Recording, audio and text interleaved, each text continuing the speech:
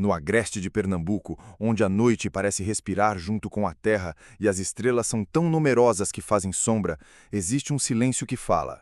É o silêncio de Caruaru quando a feira adormece, quando as fogueiras de São João já são lembrança, quando cada casa se recolhe e confia na espessura das paredes e no costume dos rezos antigos. É nessas horas que as histórias deixam de ser apenas histórias. Eu te levo comigo para uma dessas noites, para dentro de uma casa simples de taipa, onde Quinha e Cícero, um casal jovem, guardavam o maior dos seus tesouros, a vida que se formava no ventre de Quinha. Ela já sentia o peso doce da gravidez avançada. Nos olhos, uma coragem silenciosa. Em Cícero, o zelo do homem que devolve à terra o suor que ela exige e recebe em troca o bastante para manter acesa a chama do lar. A casa cheirava a café tostado e sabão em barra. A varanda guardava os passos do dia, e um cachorro vira-lata, Tobias, dormia perto do batente, como um vigia cansado, mas atento. A lua cheia pendia enorme sobre o terreiro, e seu brilho derramava uma prata pálida sobre o capim, os mandacarus e os telhados de barro. Nada parecia fora do lugar. Nada, exceto uma sensação que se insinua como vento por frestas, uma intuição que não pede licença. É assim que a noite começa quando decide mudar o destino de alguém, sem aviso, com uma respiração mais funda, com um arrepio que não tem nome. A primeira coisa que muda é o som. O agreste põe seus ruídos, o coachar que se repete como reza, o farfalhar da folhagem rala, um galho que cede sob o peso de um pássaro noturno. Mas naquela noite, o som que chega é outro. É um arrastar pesado, como se algo maior que um homem, mais baixo que um cavalo, passasse esfregando o corpo na vegetação seca. Tobias ergue a cabeça antes mesmo que Cícero, com o sono leve, sinta o coração bater diferente. O cão solta um rosnado curto, um aviso, e depois um latido que não é coragem, é pavor. Cícero desperta de sobressalto. O quarto é um desenho de sombras, e a lua, pela janela, recorta a silhueta de Quinha, deitada de lado, protegendo a barriga com as mãos. Ele se levanta devagar para não acordá-la. O assoalho range de leve, e esse pequeno lamento da madeira parece grande demais num silêncio que fica cada vez mais tenso. Do lado de fora, o latido vira uivo, e depois cessa. O silêncio, esse que fala, agora grita. No corredor, a mão de Cícero encontra o cabo da velha espingarda de caça. Não há munição suficiente para fantasia, pensa ele, tentando dar nome ao medo. Talvez seja um porco do mato desgarrado, talvez um cão desconhecido, talvez nada. Ele abre uma fresta da cortina da sala. O quintal é um prato de luz fria e o capim uma marola estática. O olhar varre a cerca de vara, o pé de juazeiro, o montinho de telhas encostado ao muro, nada. Mas há uma certeza sem forma no peito. Alguma coisa os observa. Quinha acorda quando o vento muda. A gestante aprende a ouvir o mundo de outro jeito, por dentro. Sente o bebê se mexer, como se o pequeno também escutasse a noite com a pele. Ela se senta devagar, segura a beira do colchão, chama por Cícero num sussurro que mal nasce.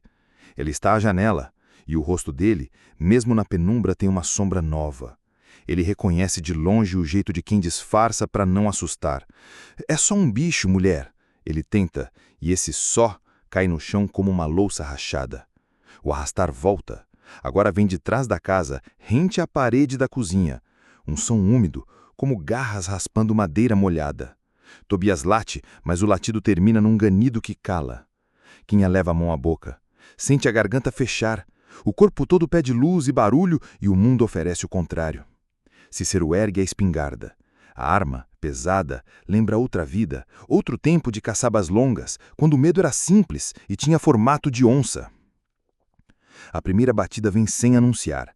A porta da cozinha vibra, como se um touro tivesse investido contra ela. A fechadura chora, a madeira range por dentro e a casa inteira parece dar um passo para trás.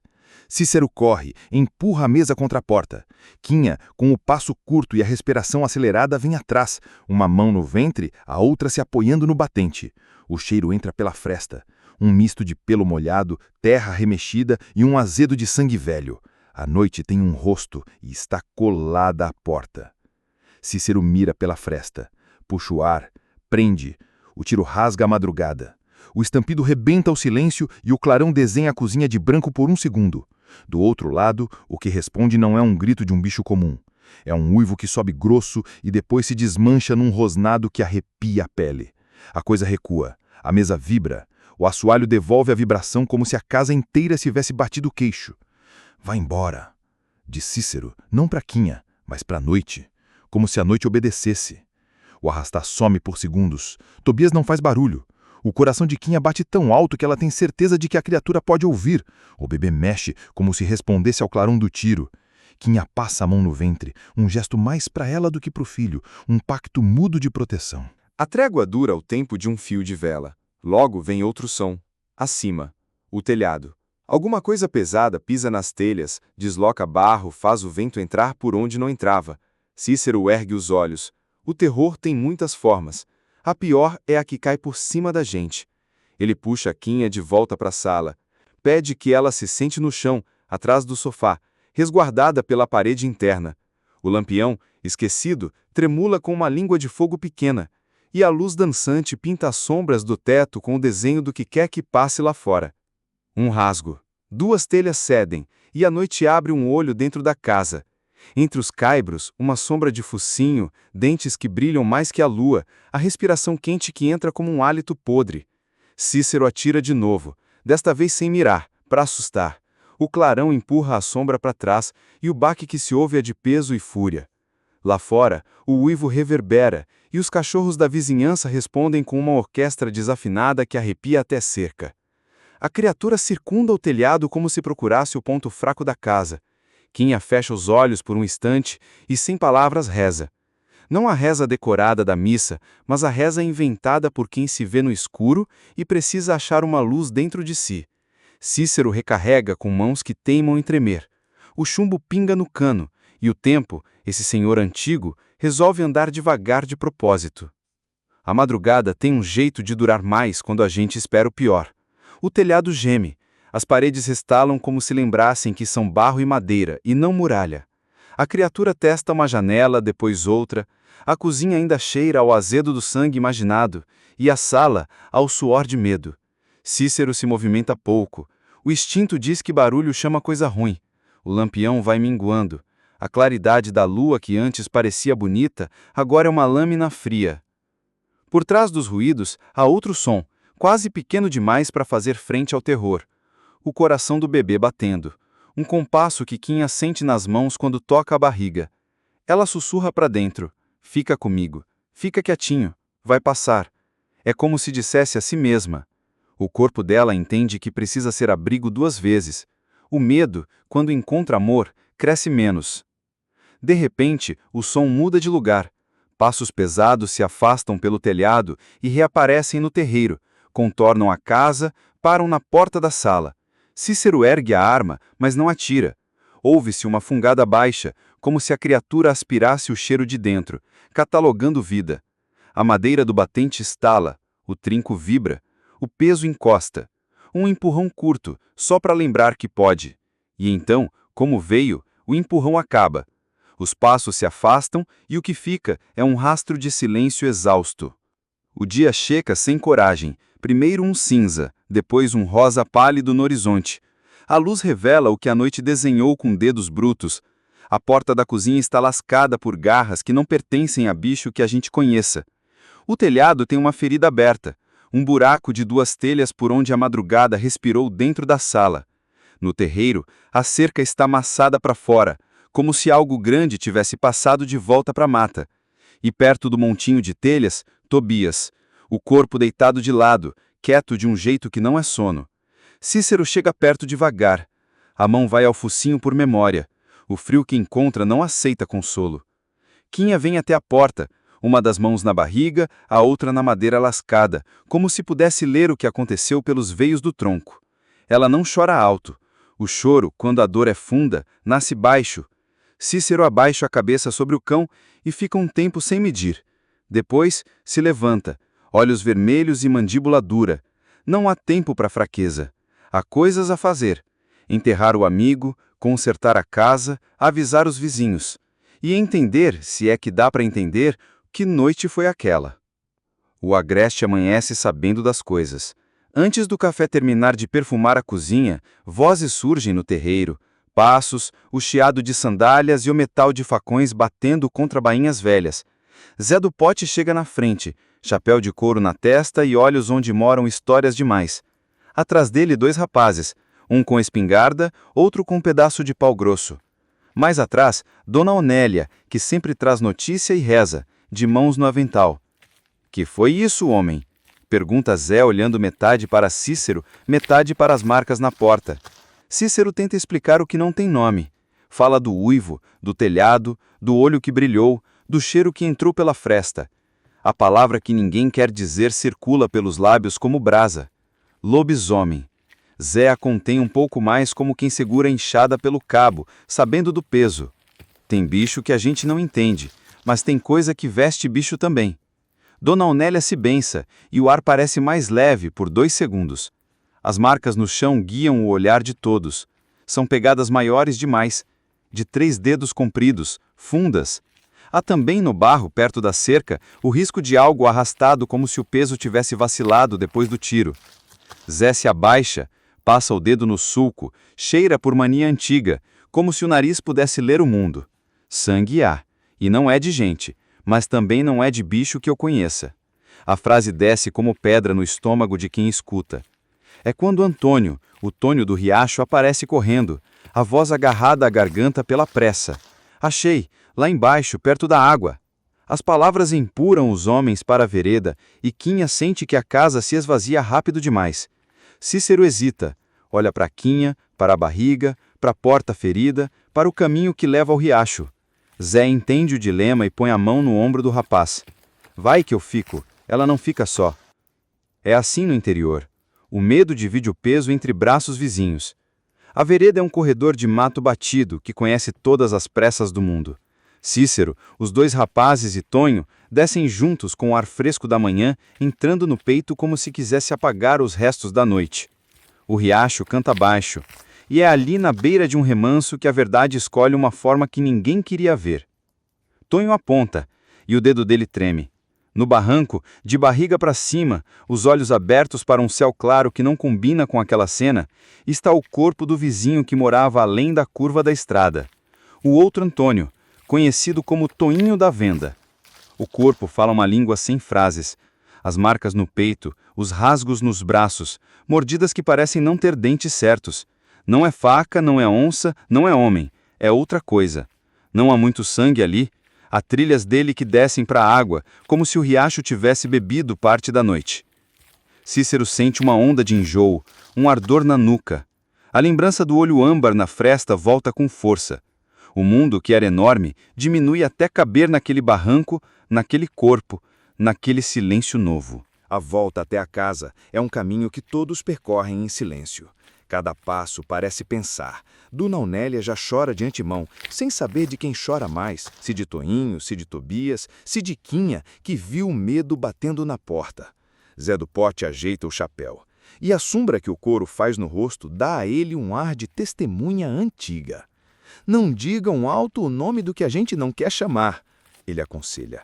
E as palavras, por um momento, parecem um remédio amargo que funciona. Quando Cícero entra, os olhos de Quinha perguntam sem voz. Ele diz com o rosto que não consegue dizer com palavras. Ela entende.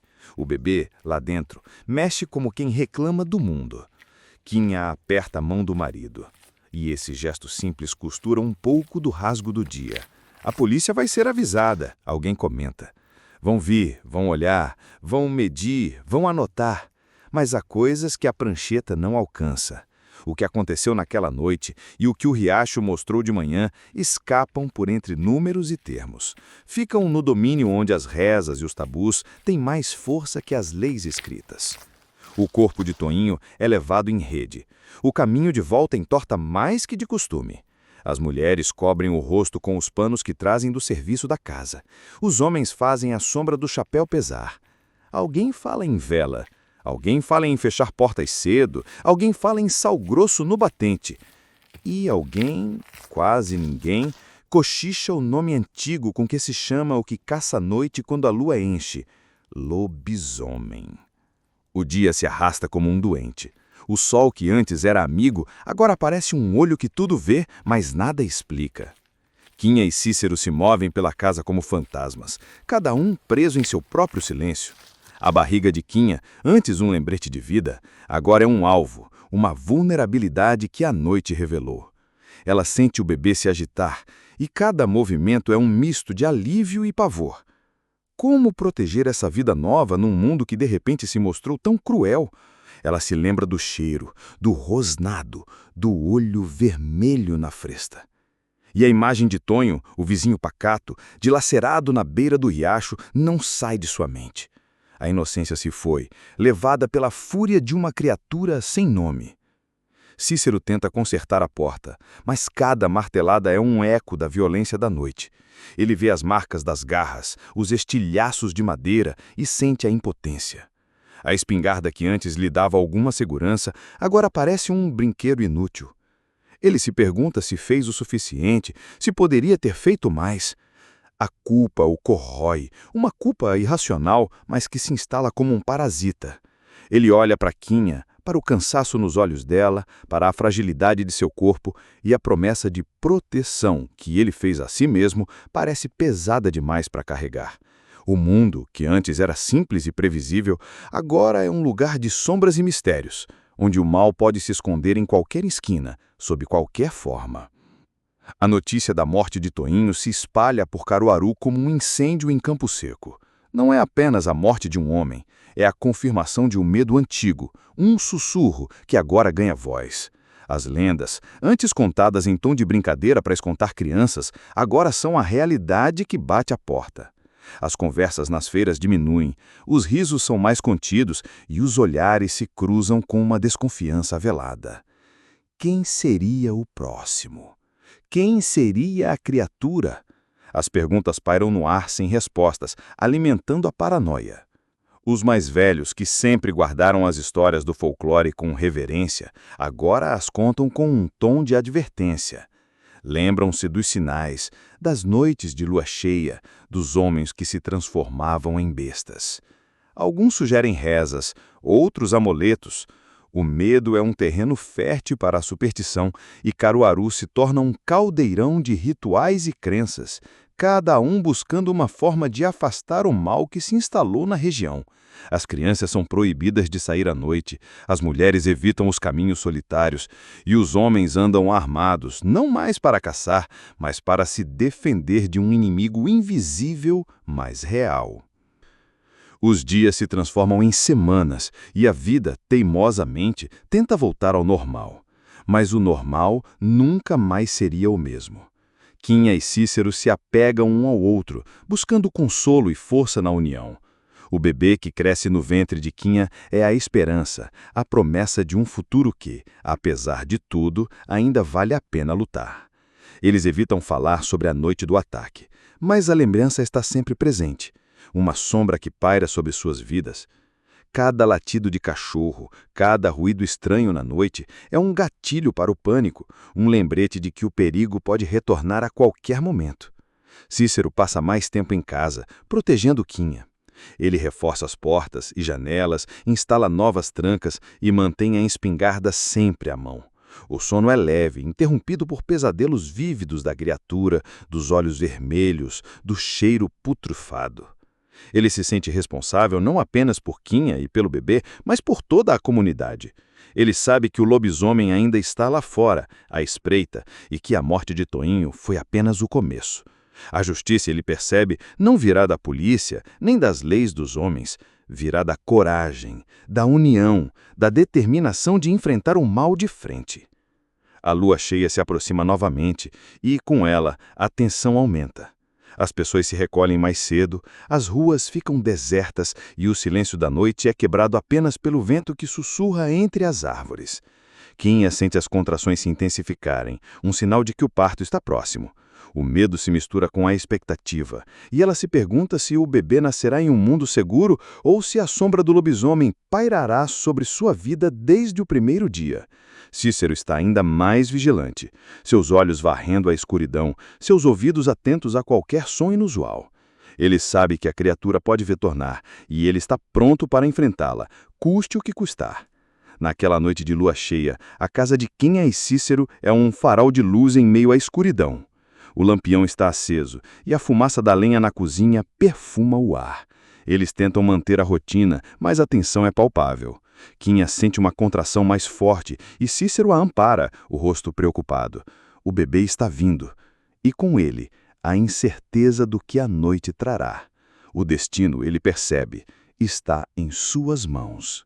Ele precisa proteger sua família, não importa o que aconteça. A lenda, que antes era apenas uma história, agora é a sua realidade. E ele está pronto para escrever o próximo capítulo, com sangue, suor e coragem. O parto de Quinha é longo e doloroso, mas a cada contração ela encontra uma força que não sabia que possuía. Cícero a apoia, segura sua mão, sussurra palavras de encorajamento. O medo do lobisomem é temporariamente esquecido, substituído pela urgência da vida que está nascendo. O choro do bebê, um menino forte e saudável, preenche a casa com uma melodia de esperança. É um som que afasta as sombras, que ilumina a escuridão, que renova a fé. O nome escolhido é João, em homenagem ao avô de Cícero, um homem de fibra que sempre enfrentou os desafios da vida com coragem. Mas a alegria é breve. A noite ainda não terminou. O rosnado. Um rosnado baixo, gutural, que vem de fora da casa. A criatura está de volta. Cícero pega a espingarda, o coração martelando no peito. Quinha, com o bebê nos braços, se encolhe no canto da cama, os olhos arregalados de pavor. O lobisomem, atraído pelo cheiro de sangue e vida nova, está determinado a entrar. As batidas na porta se intensificam, a madeira geme e a casa inteira treme. Cícero sabe que não pode mais fugir. Ele precisa enfrentar a criatura, de uma vez por todas. Cícero se posiciona na porta, a espingarda em punho. Ele sabe que é uma batalha desigual, mas a imagem de Quinha e do bebê o impulsiona. Ele atira. O estampido ensurdecedor ecoa pela casa, e um uivo de dor e fúria responde do lado de fora. A criatura recua por um instante e Cícero aproveita a oportunidade para reforçar a porta com o que tem à mão. Mas o lobisomem é implacável. Ele volta com ainda mais ferocidade, batendo na porta com uma força descomunal. A madeira se estilhaça e uma fresta se abre, revelando os olhos vermelhos e a pelagem escura da criatura. Cícero atira novamente, desta vez mirando no olho. O uivo da criatura é ensurdecedor, e ela recua, cambaleando, mas não desiste. Ela tenta entrar pela janela, mas Cícero a impede batendo na criatura com o cabo da espingarda. O lobisomem, ferido e furioso, salta para o telhado e Cícero o segue, determinado a acabar com aquilo de uma vez por todas. Quinha, com o bebê nos braços, observa a cena com o coração na mão. Ela reza, pede a Deus que proteja seu marido, que afaste o mal de sua família. No telhado, sob a luz pálida da lua cheia, Cícero e o lobisomem se enfrentam. A criatura é grande e forte, seus olhos vermelhos brilham com ódio.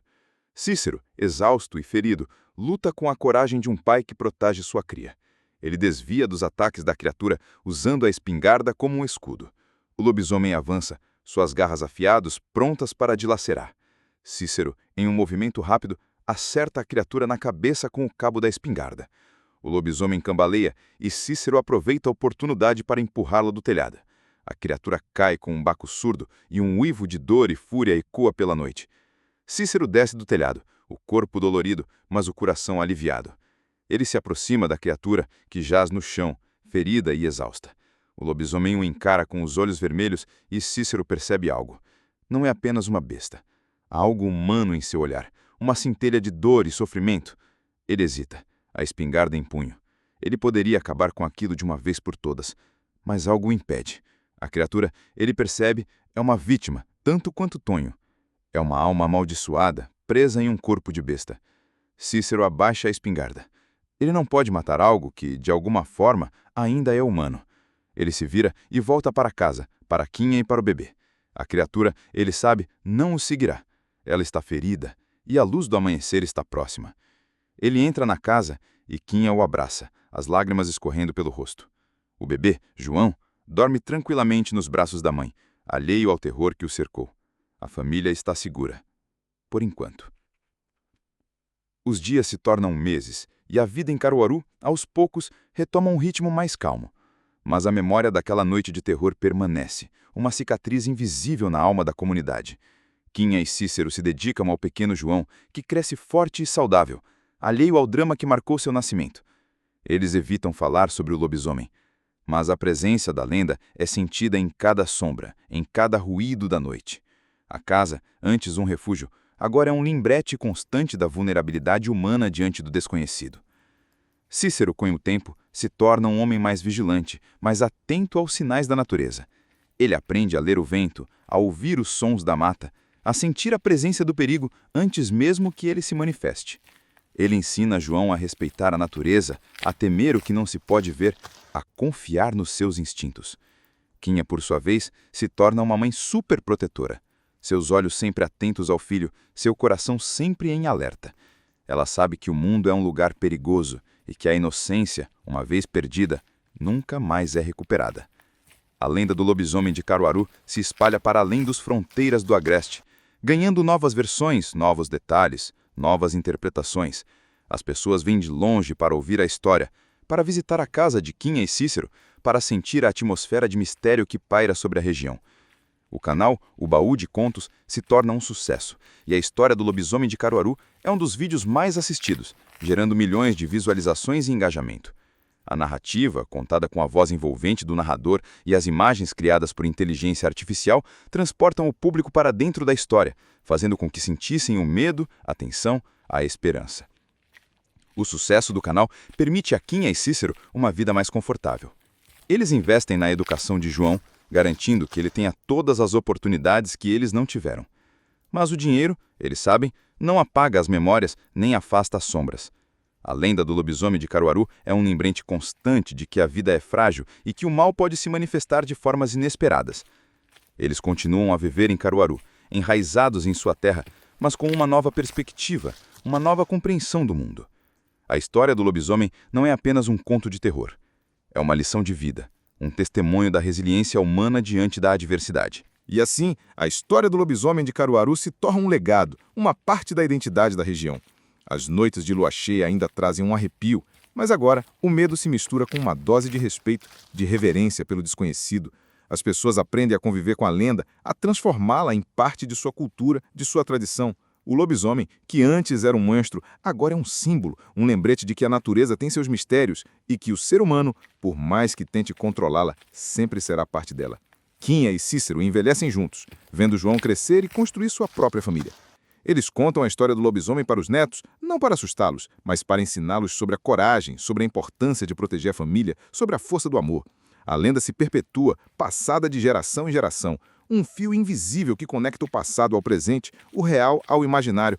E em cada noite de lua cheia, quando o vento sussurra entre as árvores e as sombras dançam no terreiro, a história do lobisomem de Caruaru ecoa, um lembrete eterno de que, no coração do agreste pernambucano, as lendas nunca morrem.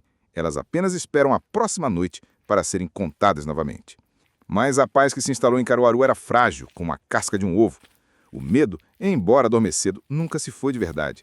Ele espreitava nas sombras mais densas da mata, nos uivos distantes dos cães nas noites de lua cheia, nos sussurros dos mais velhos que se recusavam a esquecer.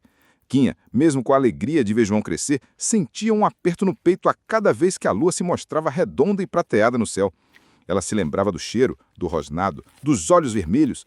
E Cícero, por mais que tentasse disfarçar, passava as noites em claro, a espingarda ao lado da cama, os ouvidos atentos a qualquer sonho incomum. A casa, que antes era um refúgio, havia se tornado um posto de vigia, um lembrete constante de que o perigo, embora invisível, ainda estava lá fora. João, crescendo, começou a fazer perguntas inocentes sobre o porquê de seu pai sempre olhar para a mata com tanta seriedade, sobre o porquê de sua mãe se encolher nas noites de lua cheia. Quinha e Cícero tentavam desviar do assunto, inventar histórias sobre animais selvagens e ventos fortes, mas a verdade, como a água, sempre encontra uma fresta para escorrer. João, com a curiosidade inata da criança, começou a ouvir as conversas dos mais velhos, a captar os olhares de medo, a sentir a tensão no ar. Ele começou a montar o quebra-cabeça, peça por peça, e a imagem que se formava era de uma criatura que habitava as sombras, uma besta que aterrorizava a região. Uma besta que aterrorizava a região. Um dia, João, já um rapazinho, encontrou um velho livro empoeirado na casa de Zé do Pote. Era um livro de lendas e folclore do Nordeste, e em suas páginas amareladas ele encontrou a história do lobisomem. Leu sobre homens que se transformavam em bestas nas noites de lua cheia, sobre a maldição que os condenava a uma vida de fúria e solidão. E ele leu sobre sinais, os uivos, os ataques, e, de repente, tudo fez sentido. As noites em claro de seu pai, o medo nos olhos de sua mãe, os sussurros dos mais velhos. A história do lobisomem de Caruaru não era apenas uma lenda, era a história da sua própria família, a história da sua própria vida. João confrontou seus pais, os olhos cheios de uma mistura de raiva e medo. Por que vocês nunca me contaram? Por que me esconderam a verdade? Quinha e Cícero, sem saber o que dizer, tentaram explicar que era para protegê-lo, para poupá-lo do terror que eles haviam vivido. Mas João não aceitou. Ele sentia que a verdade era um direito e que o silêncio era uma forma de covardia. Ele decidiu que não viveria com medo, que não se esconderia das sombras. Ele decidiu que ia enfrentar o lobisomem, custe o que custar. Cícero, vendo a determinação nos olhos do filho, percebeu que não poderia impedi-lo. Ele sabia que João era teimoso assim como ele e que o medo, quando não é enfrentado, se torna uma prisão. Ele decidiu que se João iria enfrentar o lobisomem, ele o faria ao seu lado. Quinha, relutante, mas compreendendo a necessidade de seus homens, deu a sua bênção, mas com uma condição, que eles voltassem vivos. Ela preparou um amuleto, um pequeno saco de pano com ervas e orações e o entregou a Cícero, pedindo que ele o protegesse. Na próxima noite de lua cheia, Cícero e João se prepararam. A espingarda foi limpa e carregada, as facas afiadas e o amuleto de Quinha preso ao pescoço de Cícero. Eles saíram de casa sob o olhar apreensivo de Quinha e seguiram em direção à mata, para o local onde Tonho havia sido encontrado. O silêncio da noite era denso, pontuado apenas pelos sons de seus próprios passos e pelo bater de seus corações. Eles sabiam que estavam entrando em território inimigo, em um local onde a lenda se tornava realidade e onde o perigo espreitava em cada sombra. João sentia um calafrio percorrer sua espinha, mas a determinação nos olhos dele não vacilou. Ele estava ali para enfrentar o lobisomem, para proteger sua família, para acabar com o medo que assombrava Caruaru. Eles caminharam por horas, a luz da lua filtrando-se pelas copas das árvores, criando um jogo de sombras e luz que tornava a mata ainda mais misteriosa. João, com a energia da juventude, ia na frente, seus olhos atentos a qualquer sinal. Cícero, mais experiente, observava os arredores, procurando por pegadas, por traços, por qualquer indício da presença da criatura. O cheiro, aquele cheiro nauseabundo, uma mistura de terra molhada, pelo molhado e algo putrefato, começou a se intensificar. Eles estavam perto. De repente, um uivo, não um uivo de caforro, mas um som gutural, primal, que fez os pelos do corpo de João se eriçarem. A criatura estava ali. Eles se esconderam atrás de um arbusto, observando a cena. O lobisomem era imenso, sua pelagem escura, brilhando à luz da lua. Seus olhos, vermelhos e selvagens, varriam a mata, procurando por presas. Ele era a personificação do terror, uma besta sedenta de sangue, um messor que havia se materializado. João sentiu um calafrio percorrer sua espinha, mas a determinação nos olhos dele não vacilou. Ele estava ali para enfrentar o lobisomem, para proteger sua família, para acabar com o medo que assombrava Caruaru. Cícero, com a espingarda em punho, mirou na criatura. Ele sabia que um tiro não seria suficiente para derrubar o lobisomem, mas seria o bastante para chamar sua atenção. Para iniciar o confronto, ele atirou. O estampido ensurdecedor ecoou pela mata e o lobisomem soltou um uivo de dor e fúria. A criatura se virou, seus olhos vermelhos fixos em Cícero e João. Ela avançou, seus passos pesados quebrando galhos e folhas secas. Era uma visão aterrorizante, uma besta em fúria, determinada a destruir tudo em seu caminho. João, sem hesitar, pegou uma tocha que havia preparado e a acendeu, jogando-a na direção da criatura. O lobisomem recuou, assustado com o fogo. Cícero aproveitou a oportunidade para atirar novamente, desta vez mirando nas pernas da criatura. O lobisomem cambaleou, mas não caiu. Ele era forte, resistente, quase invencível. A batalha estava apenas começando, e Cícero e João sabiam que teriam que lutar com todas as suas forças para sobreviver àquela noite. O confronto se estendeu pela madrugada. Cícero e João, trabalhando em equipe, tentavam encurralar a criatura, usando o terreno a seu favor. O lobisomem, por sua vez, era ágil e astuto, desviando dos ataques, contra-atacando com ferocidade. João usava o fogo para manter a criatura à distância, enquanto Cícero tentava acertá-la com a espingarda. A mata se tornou um campo de batalha, com os uivos da criatura, os estampidos da espingarda e os gritos de Cícero e João ecoando pela noite. Em um momento de descuido, o lobisomem conseguiu encurralar João. A criatura avançou, suas garras afiadas prontas para dilacerar. Cícero, vendo o filho em perigo, soltou um grito de fúria e se jogou na frente de João, protegendo-o com o próprio corpo. O lobisomem o atacou, suas garras rasgando a carne de Cícero. João, desesperado, pegou uma estaca de madeira que havia preparado e a fincou no peito da criatura. O lobisomem soltou um uivo de dor, um som que parecia vir das profundezas do inferno. A criatura cambaleou e caiu no chão, seu corpo se contorcendo em agonia. O lobisomem, ferido mortalmente, começou a se transformar. A pelagem escura recuou, os músculos se contraíram, os ossos estalaram. A besta deu lugar a um homem velho e cansado, com os olhos cheios de dor e arrependimento. Era Zé do Pote. Cícero e João ficaram chocados. O velho Zé, o homem que sempre os ajudou, que sempre os aconselhou, era o lobisomem. A verdade era mais cruel do que qualquer lenda, mais dolorosa do que qualquer ferimento. Zé do Pote, com um último suspiro, tentou falar, mas as palavras se perderam em um gemido. Ele estendeu a mão para Cícero, um pedido de perdão, um adeus. Cícero, com lágrimas nos olhos, segurou a mão do velho, sentindo a vida se esvair. O sol começou a nascer e a luz do amanhecer banhou a cena, revelando a tragédia em toda a sua crueza. O lobisomem de Caruaru havia sido derrotado, mas a um custo alto. A lenda havia se tornado realidade e a verdade era mais sombria do que qualquer pesadelo. A notícia da morte de Zé do Pote e da revelação de sua identidade como lobisomem chocou Caruaru. A comunidade se dividiu entre o luto e o medo, a compaixão e a repulsa. Alguns se recusavam a acreditar. Outros viam a morte de Zé como uma libertação, um fim para a maldição que assombrava a região. Quinha, ao saber da verdade, sentiu um misto de tristeza e alívio. Tristeza pela vida de Zé, um homem que, apesar de sua maldição, sempre foi gentil e prestativo. Alívio por saber que o perigo havia passado, que sua família estava finalmente segura. Cícero, ferido mas vivo, se recuperou lentamente. A cicatriz em seu corpo era um lembrete constante daquela noite, da batalha que ele e seu filho travaram contra o lobisomem. João, por sua vez, amadureceu rapidamente. A experiência o transformou, tornando um homem mais forte, mais corajoso, mais consciente da fragilidade da vida. Ele aprendeu que o mal nem sempre se manifesta em formas monstruosas, que ele pode se esconder por trás de um rosto familiar, de um sorriso amigo. A história do lobisomem de Caruaru, agora com a revelação da identidade de Zé do Pote, ganhou uma nova dimensão. Não era apenas um conto de terror, mas uma tragédia humana, uma história de maldição e redenção. O canal O Baú de Contos lançou um novo vídeo contando a história completa, desde o ataque à casa de Quinha e Cícero até a revelação da identidade do lobisomem. O vídeo se tornou um fenômeno, gerando milhões de visualizações e debates acalorados sobre a natureza do bem e do mal, sobre a linha tênue que separa o humano do monstro. Quinha e Cícero e o pequeno João tornaram-se símbolos de coragem e resiliência. Eles provaram que o amor e a união podem superar qualquer adversidade, que a esperança pode florescer mesmo nas horas mais sombras. A lenda do lobisomem de Caruaru, antes um sussurro de medo, agora é um grito de esperança. Um lembrete de que, mesmo nas profundezas da escuridão, a luz da humanidade pode brilhar. E assim, a vida em Caruaru segue o seu curso, mas com uma nova consciência, um novo respeito pelas sombras que habitam o agreste, e uma nova compreensão de que as lendas, por mais aterrorizantes que sejam, sempre carregam uma verdade, uma lição, um legado.